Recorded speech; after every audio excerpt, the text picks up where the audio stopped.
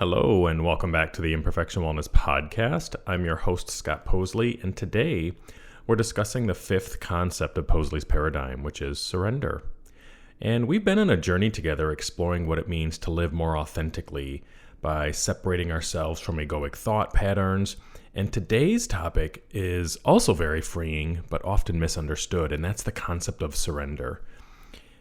Oftentimes when we hear the word surrender, we associate it with giving up. We think surrendering means we're no longer trying, that we're throwing in the towel. But surrender in the context of Posley's paradigm is not about giving up. It's about releasing the need to control every aspect of our lives, trusting in something greater than ourselves, whether we call that God, source, nature, the universe, consciousness, whatever you want to call it. And surrender means allowing life to unfold as it will, without resistance. But we're still showing up, we're still making choices, we're still fully engaging in life. But we're kind of going back to the concept of acceptance, that we know that when life unfolds as it will, certain things may happen differently. And when we surrender, it's not because we don't care, but because we realize that trying to control every outcome doesn't serve us. And often, when we're trying to control every variable, we can feel trapped or anxious and frustrated. And so that's what surrender is about. Surrender is about letting go. It's an active, conscious decision to stop fighting against what is. And again, it's not about being passive or indifferent. Instead, think of it as releasing our grip on outcomes that are beyond our control. So often we get attached to how we think things should be, and we end up creating so much suffering when life doesn't follow our carefully laid out plans. And we've all been there, trying to make something happen that's not working out, feeling the pressure mount when things start to go wrong. We felt that frustration, and sometimes it's like we're hitting a wall over and over. And instead of stepping back, we keep pushing harder, hoping that by sheer force we'll get through.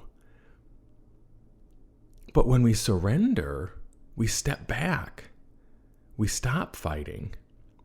And we let go of the need to control every detail while still being engaged in our lives, in the world around us, and in our decisions. And by doing so, by surrendering, you're not giving up. You're making room for new possibilities, for answers and solutions that you couldn't see because you were too busy trying to force things to go your way.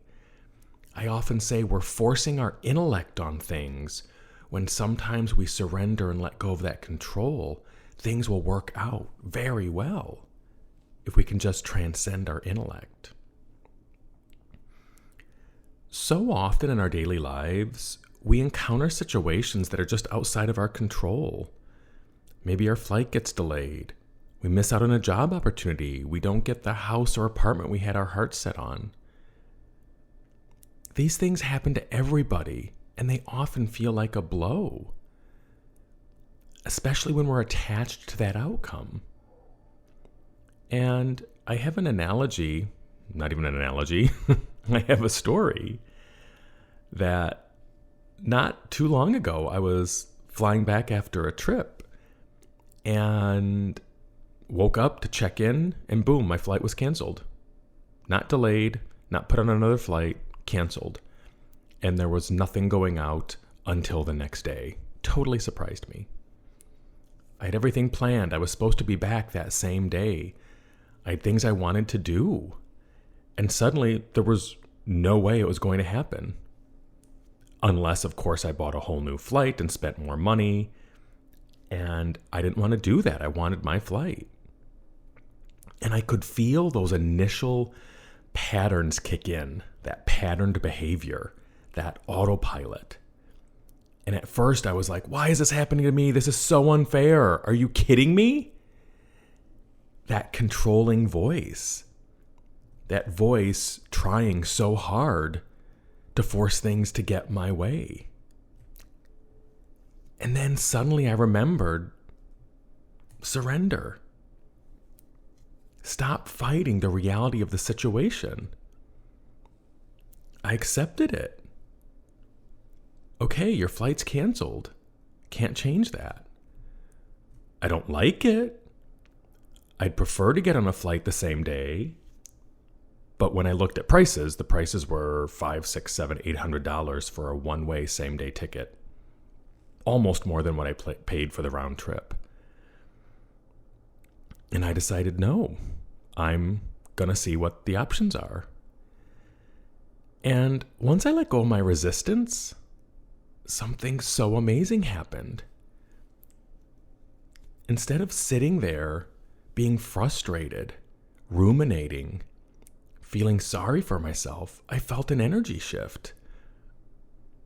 I was calmer. I felt relief. And I ended up having a really pleasant extra day. I made the most of it. I relaxed. And on top of it, I reached out to the airline and they paid for my hotel stay. And it became an enjoyable inconvenience.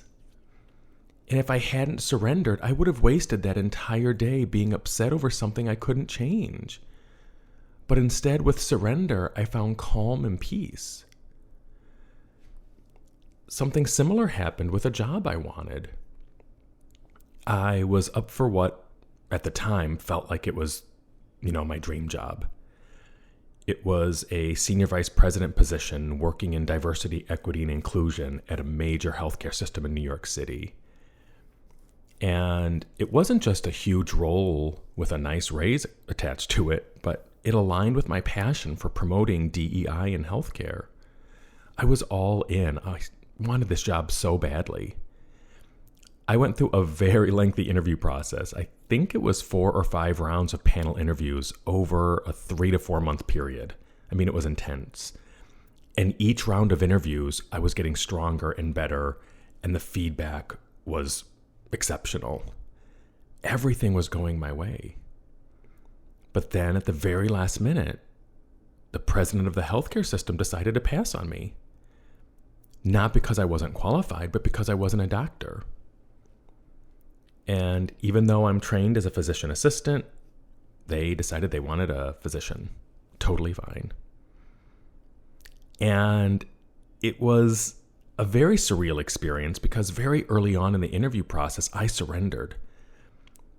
And I just kept saying to myself, I'm going to do my best today and on this interview, and what happens, happens. And when the recruiter called prior to this, she said the panel had accepted me and put my name forward to be the candidate to be selected. And that meeting with the president was just a formality. I was sure I was going to get the job. And then I got the call. I thought the call was a schedule time for us to meet. And instead, the recruiter said, "You didn't get the job." And I smiled. I was elated because I had a backup plan. And I knew there was more at play beyond my intellect and my egoic wants. Would I have been great at the job and enjoyed the responsibility and the raise? Yes. But it also would have prevented me from doing something that I chose to do, which was going on the adventure of a lifetime. I left my job. I left New York City. I went on what I call my personal sabbatical. And I put a different dream into action. I started writing my book. I started Imperfection Wellness. I became a meditation teacher. It wasn't how I planned it, but it was working out once I let go of the control of how each and every step had to happen. Now, could each route have led me to the same place eventually? Probably. But the experiences along the way for the alternative route were exactly what I needed, that little detour. And how do I know that? Because that's the experience I had. I found fulfillment and challenges in other ways that I couldn't have imagined if I had, kept the thought of clinging to that idea of this perfect job. Surrender isn't about getting what we want. It's about letting go of these rigid ideas of what's supposed to happen, and making space for what life has in store for us. And sometimes the things we don't get open the door to other things we never knew we needed. Yes, we're still engaged in our processes and our choices and our planning, but we're aware that when we surrender, things might go differently. And it's one thing to surrender to these everyday, life experiences, whether it's a canceled flight or a missed opportunity. But it's also about surrendering to those near and dear to us, such as when a loved one's facing a serious illness or there's a personal loss. Surrender isn't about pretending everything's okay in these situations. It's about accepting that there are some things we can't control, trying to find peace within that truth, trying to come back to present moment and embrace what is in the situation. We still feel what we're feeling, whether it's grief, sadness, anger, joy, happiness, whatever it may be. But during my personal sabbatical, I had kind of a gut punch blow when my mom was diagnosed with Alzheimer's. And getting the news and watching her decline and go through the stages has been one of the most difficult experiences in my life. And there's nothing I can do to change her diagnosis. And believe me, I've wrestled with that reality, wishing I could somehow fix it or change it, go back in time and do something different. But eventually I had to surrender. I had to accept that I couldn't control the situation. And that was so hard to do. But what I realized through this process is that instead of fighting it, I started focusing on what I could do. I came back to the present moment. I embraced present moment with her. I embraced what she can still do. And I focused on the memories that we can still make together.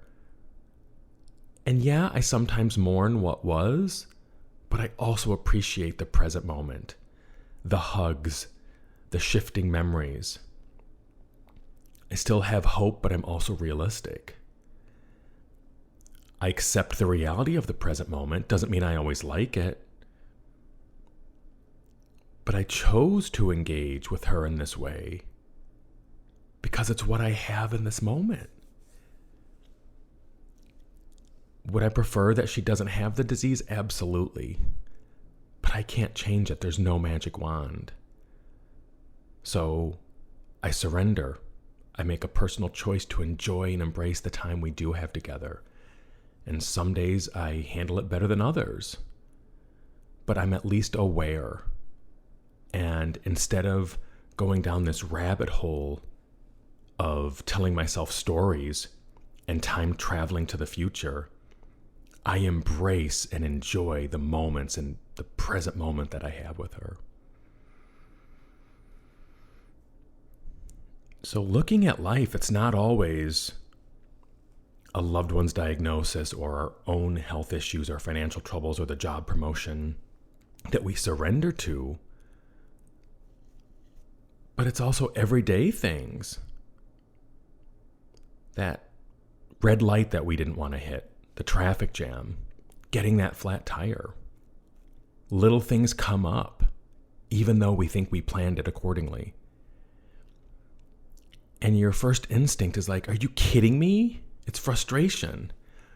We're like, not now. Why me? And we get stuck in a story that starts instantly. The story starts almost immediately.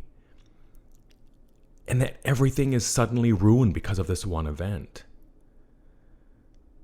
But I ask myself and I ask you, what if instead of fighting it, we surrender to it? Because we accept that it's our current reality. Doesn't mean we always like it, but what can we do to get through it? Maybe with that flat tire, you end up meeting a kind stranger who helps you change the tire. Maybe you take a moment to reflect that during this unexpected downtime, Maybe it prevented an accident that you would have been in. There's a million scenarios we can come up with. And we'll never know because it happened. And my friend Stephanie said to me one time, is it happening to you or is it happening? When we take the personalization off of it, it's just happening.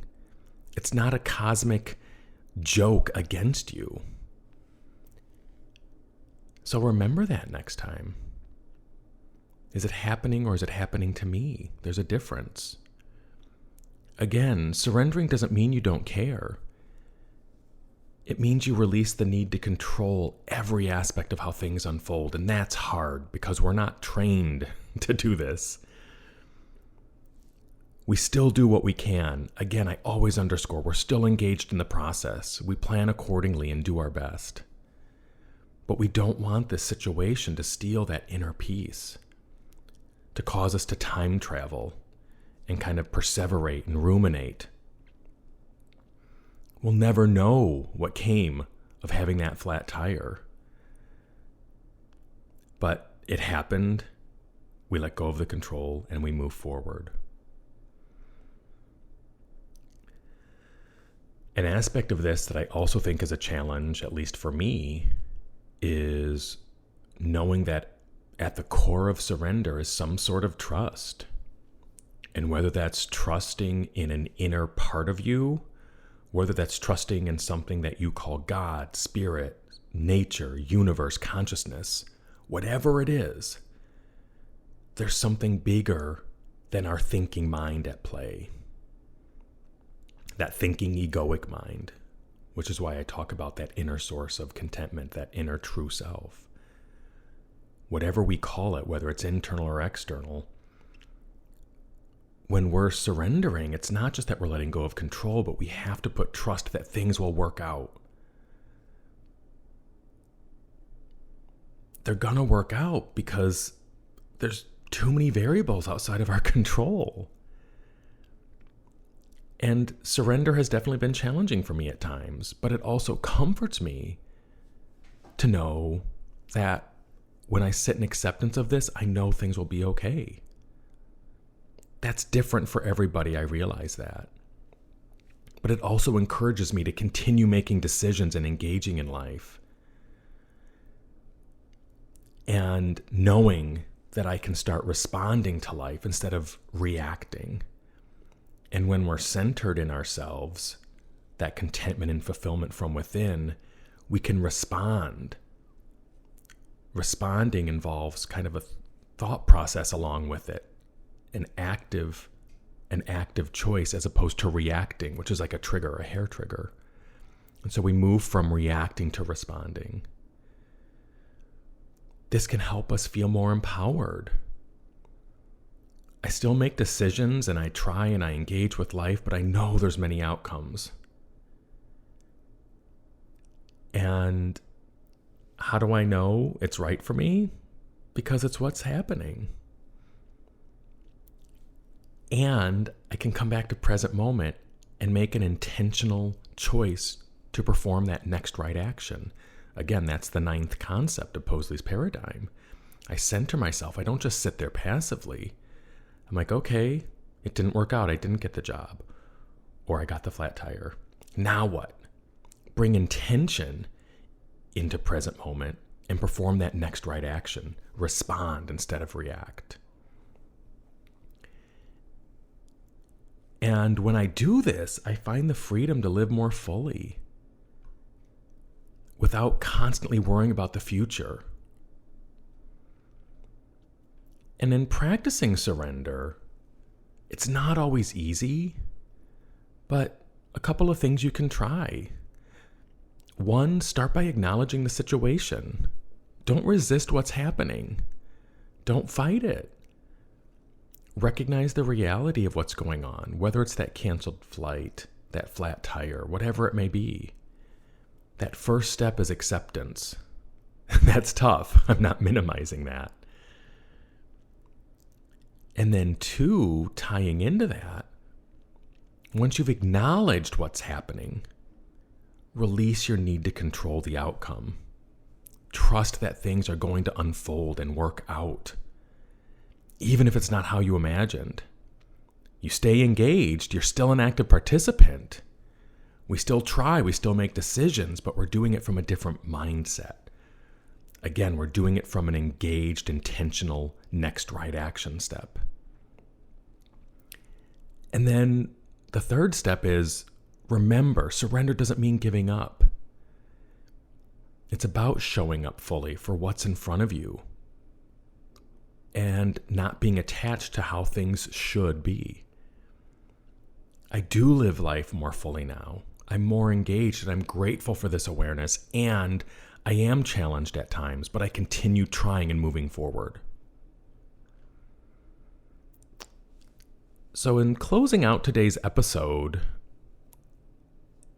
now knowing that we've explored surrender, I invite you to join me next week as we dive into the concept of lean in and let go. And this is a different letting go.